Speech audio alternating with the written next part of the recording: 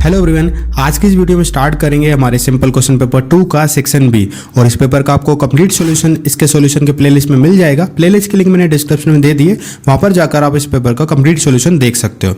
चलिए तो देखते हैं सेक्शन बी का सबसे पहला क्वेश्चन और हमारे पेपर का क्वेश्चन नंबर 21। इसमें क्या दे रखा है हमको, a forester want to plant 66 apple trees, 88 banana trees and 110 mango trees in equal rows in terms of number of trees. Also he want to make distinct roots of the trees, only one type of tree in one row. Find the minimum number of rows required. देखिए यहाँ पे क्या बोल रहे हैं, एक forester क्या चाहता है, 66 एप्पल ट्री के प्लांट लगाना चाहता है, 88 बनाना ट्री के, 110 मैंगो ट्री के, ठीक है, इन इक्वल रोज में, ठीक है। और वो क्या चाहता है, he want to make distinct roots of the trees, यानी कि इनके जो रूट्स रहे वो अलग अलग रहे, यानी कि वो क्या चाहता है कि एक रो में सिर्फ एक ही टाइप का ट्री रहे, ऐसा ना हो कि उसमें दूसरे ट्री भी, यानी कि एप्पल ट्री वाले रो में बनाना ट्री भी आ जाए हमारे, ठीक है। वो क्या चाहता है, एक रो में सिर्फ एक ही टाइप के ट्री रहे। तो आपको ये बताना है find the minimum number of rose required. देखिए यहाँ पे आपको 88 बनाना, 66 एप्पल और 110 मैंगो ट्री दे रखा है। और जब भी आपको, मैंने पहले भी आपको कई बार बताया, मिनिमम मैक्सिमम इस टाइप की चीज़ें आ जाए तो वहाँ पे एलसीएम और एचसीएफ निकालते हैं। अब बात करते हैं यहाँ पे हम एचसीएफ निकालेंगे, एलसीएम निकालेंगे, वो हमको कैसे मालूम पड़ेगा। देखो यहाँ पे क्या बोला, मिनिमम बोल रहा है हमको, है ना, कम से कम। देखिए क्या होता है, अब यहाँ पे क्या होता है, जब भी देखिए, जब भी 3 नंबर दे रखे हैं, 66, 88, 110।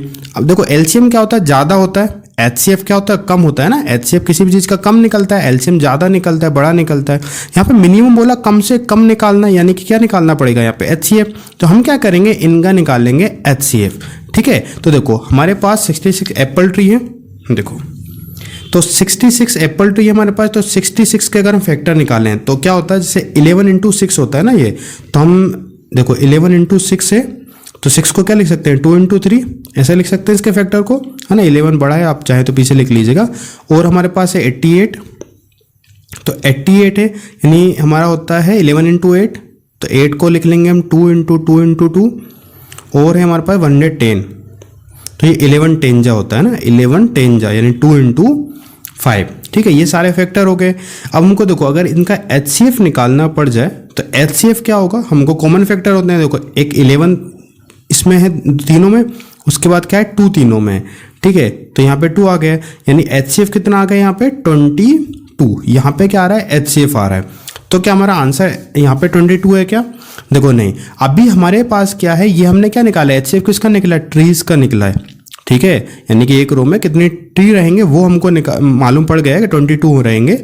बट हमको ये नहीं निकालना, हमको क्या निकालना है, नंबर ऑफ रोज निकालना है, ठीक है। और यहाँ पे बोल दिया है कि एक ही रो में हमारा एक ही टाइप का ट्री होना चाहिए, तो आपको नंबर ऑफ रोज निकालना है। तो देखो अब हमको ये मालूम पड़ गया कि एक रो में कितने ट्री रहेंगे, है ना। तो हम क्या करें, सबसे पहले यहाँ से टोटल ट्री निकाल लें, हमारे पास कितने हैं, ठीक है। सबसे पहले हम यहाँ पे निकाल लेते हैं टोटल ट्रीज। तो टोटल कितने हो जाएंगे हमारे पास, 66 था, 88 है, और यहाँ पे 110 है। प्लस कर लीजिए 0 8 8 6 14, है ना।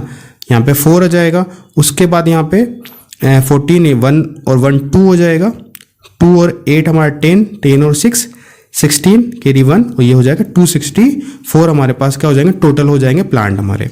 अब देखिए हमको निकालना है नंबर ऑफ रोज। देखो हमको मालूम है एक रो में कितने ट्री रहेंगे, और टोटल हमको यहाँ से प्लांट मालूम पड़ गया, टोटल ट्री हमको मालूम पड़ गया कितने। तो हम यहाँ पे हम क्या कर सकते हैं, नंबर ऑफ रोज निकाल सकते हैं इजीली। अब हम क्या करेंगे, 264 में टोटल में से एक में कितना है वो निकाल लेंगे, तो नंबर ऑफ रोज निकल जाएंगी। इसको आप डिवाइड कर लो, तो देखो ये किससे कैंसिल हो जाएगा, 2 से कर लें, 2 1 जा 2, 2 1 जा 2, 2 1 जा 2, 2 3 जा 6, 2 2 जा 4। अब ये कैसे चला जाएगा, 11 से चला जाएगा, 11 बन जाए 11, 11 बन जाए 11, यहाँ से 2 बचेगा, 11 2 जा 22। यानी आपके पास जो नंबर ऑफ रोज आ रही है वो कितनी आ रही है, 12, ठीक है। तो हमारे पास जो आंसर रहेगा इस क्वेश्चन का कितना आएगा, 12 आएगा, ठीक है। तो ये आपका इस क्वेश्चन का आंसर हो जाता है ना, हमारी नंबर ऑफ रोज निकल गई कितनी रहेंगी। क्लियर है ना, ठीक है। आई होप आपको ये क्वेश्चन अच्छे समझ में आया होगा। यदि फिर भी आपका कोई डाउट रहता है तो आप हमको कमेंट सेक्शन में पूछ सकते हो, ठीक है। तो आज की इस वीडियो में इतना ही, मिलते हैं फिर नेक्स्ट वीडियो में। Thank you.